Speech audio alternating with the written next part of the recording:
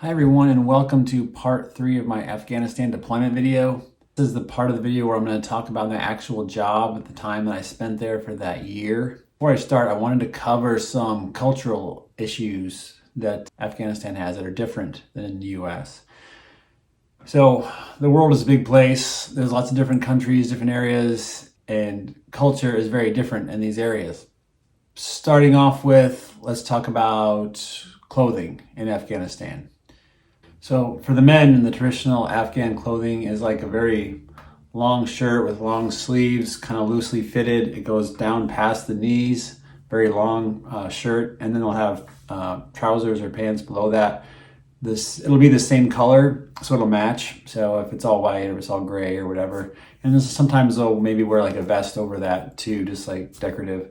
We had a lot of interpreters who were Afghan nationals, and they would wear jeans or whatever when they would work for us, but then when they would go into Kabul, they would typically wear the Afghan traditional clothing.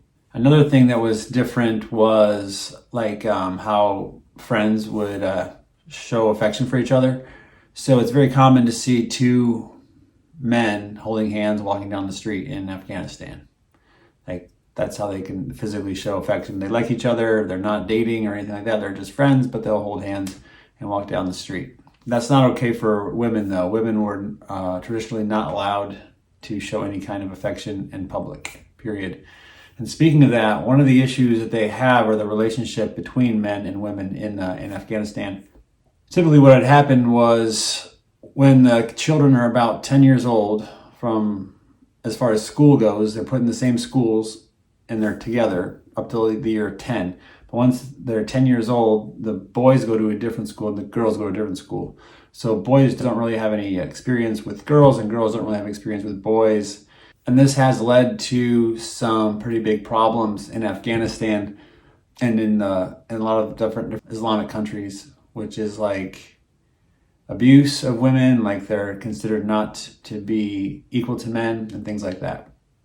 So that's one of the things that we try to reverse, is to try to make equality for men and women. The other thing culturally in Afghanistan is the overall education level is very low. So in Kabul, education level is higher, not really as high as it would be in the US, but it's higher. But if you go outside of the big cities in Afghanistan to the villages, education is almost non-existent. We try to build schools and things like that in the villages, but they don't always last. And it's a very basic kind of a primitive life where they farm a lot.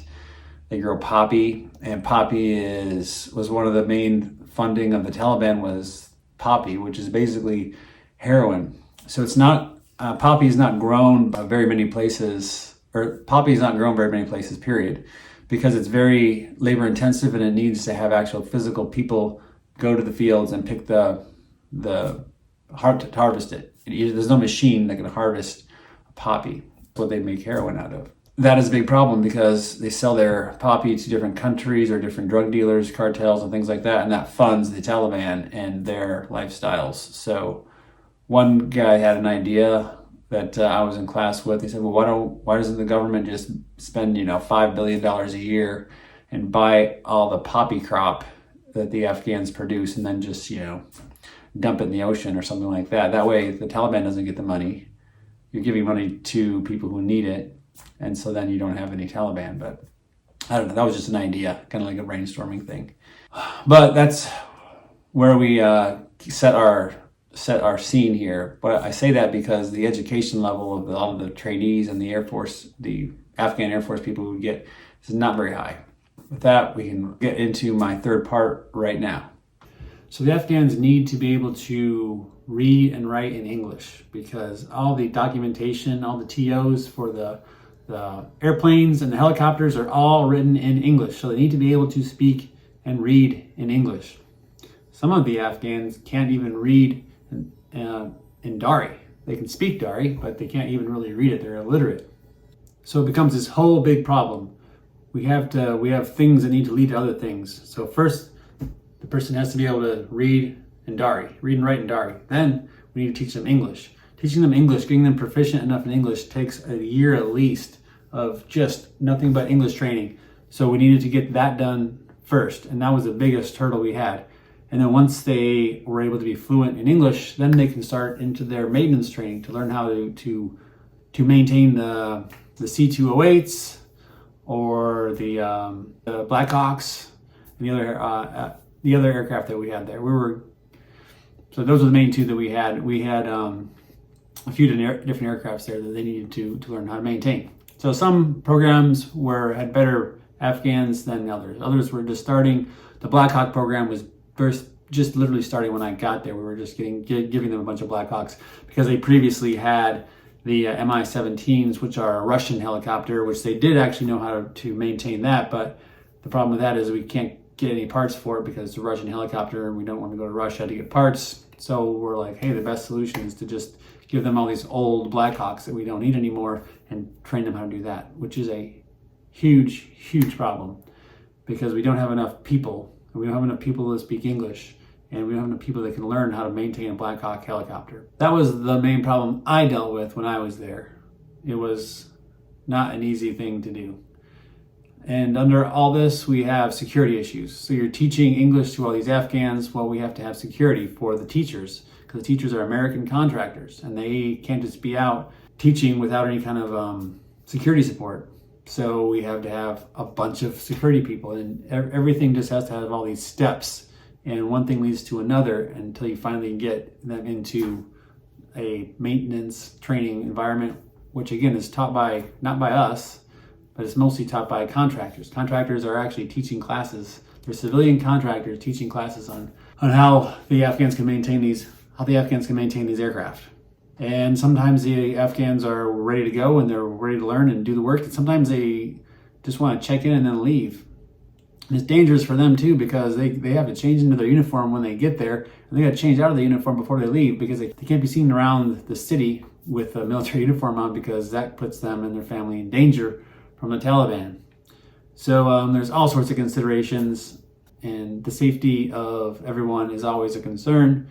There had been shootings in the past shootings of air advisors like myself, and about maybe 3 years before I got there, 14 people got killed when a Afghan pilot decided to shoot a bunch of Americans.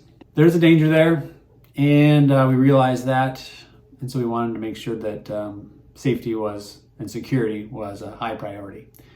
So that was my job on a day-to-day basis, tracking all the Afghans going into English, tracking them as they go through these different kind of pipelines, training pipelines, so that they can eventually take over and maintain and fly these aircraft.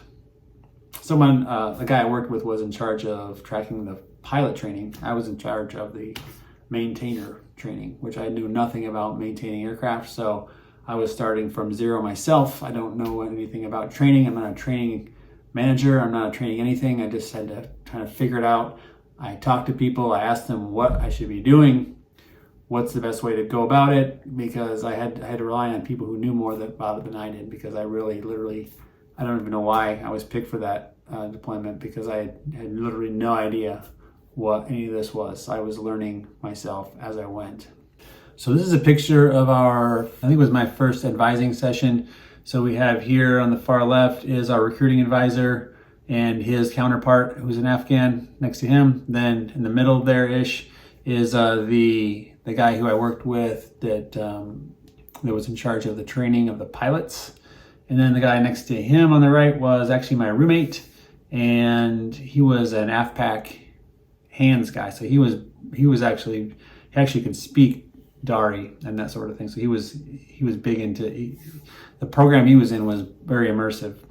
And the guy he's got his arm around there is an Afghan pilot who was probably the best, most qualified Afghan pilot we had. He could speak English, he could speak Dari, he was ready to be a pilot and lead it.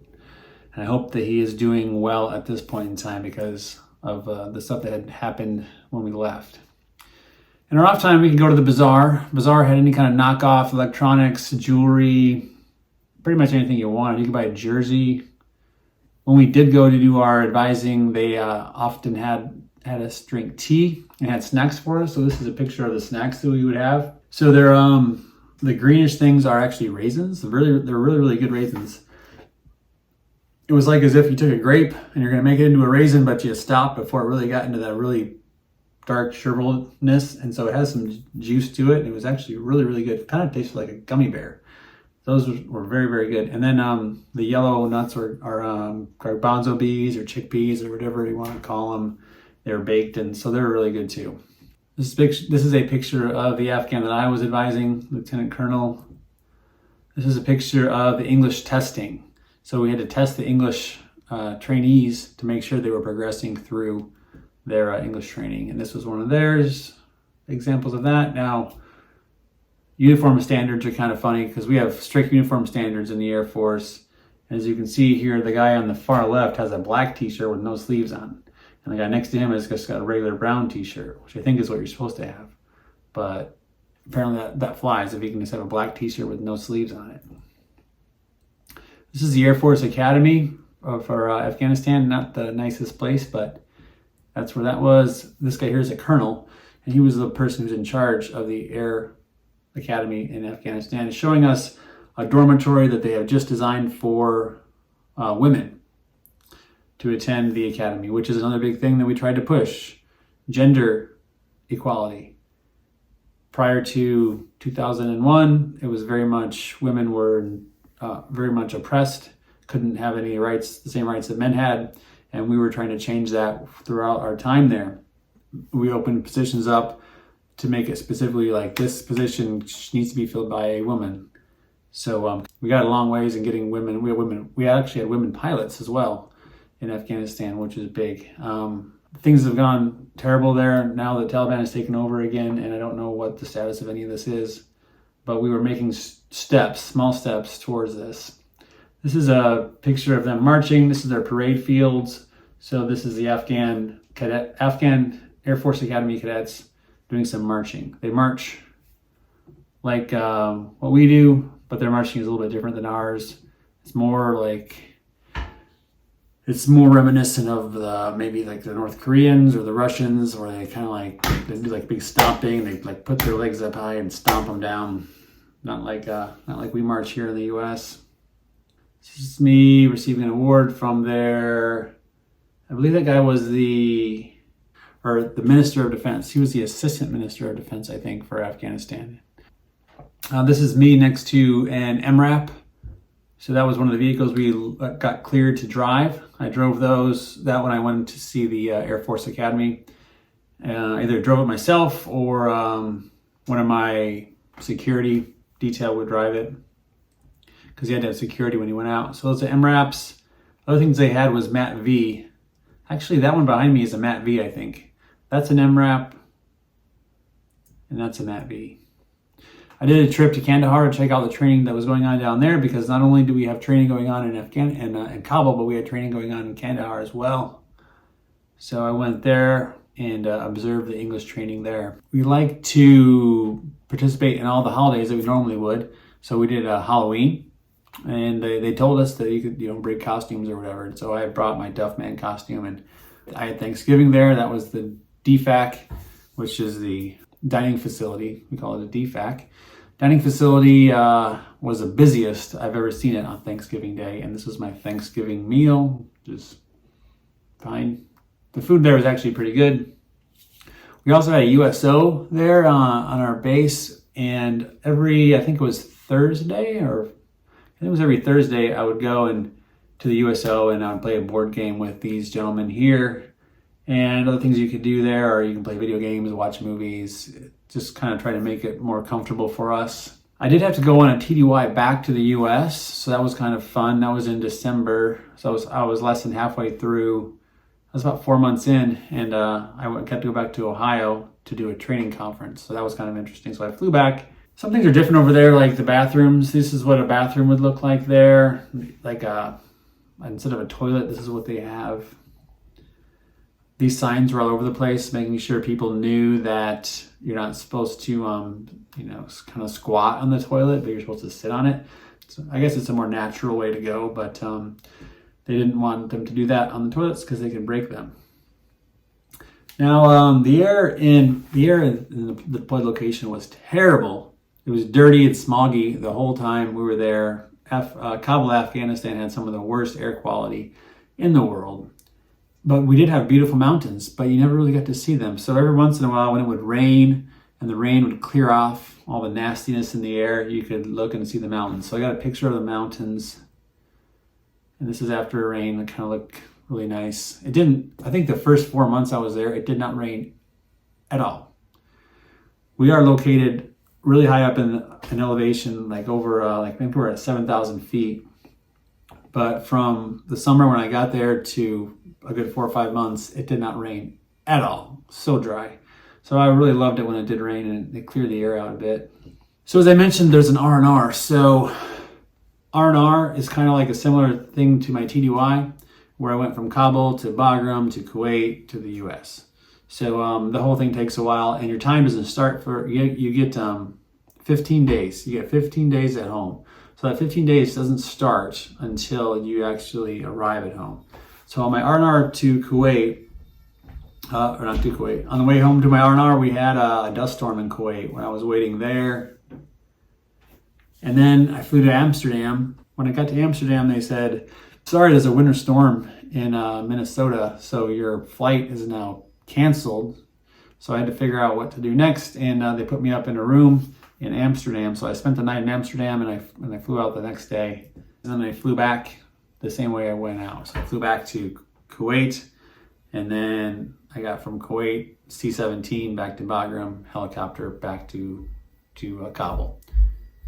It's the same as going out there, except we skipped the Al Udeid. Al Udeid is only we only went to Al Udeid on the beginning of the deployment and the end of the deployment. On these R&Rs and TDYs, we just went straight to Kuwait. Some of the aircraft that the Afghans had to work on were the A-29. This is like their fighter plane. You see it's got a propeller there. So that's their fighter aircraft. And then the MD-530 is a little fighter helicopter that they had there. Also, the food was good while we were there. I like the Turkish dining facility. I did end up teaching a class, actually. I taught a lesson on followership to the Afghan cadets.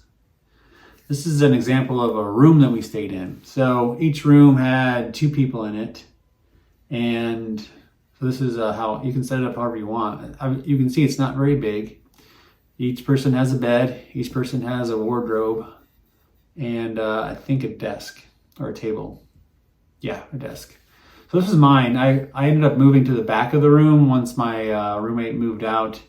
So I was on the way back there. My bed was at the back of the room. My wardrobe was there sitting kind of like perpendicular at a desk. I got a fridge from somebody. That's the thing. When people leave, you're like, hey man, you're leaving. What kind of stuff you got? And so one of my guys I knew on my floor had a fridge. And I said, hey, can I get that fridge? He's like, sure.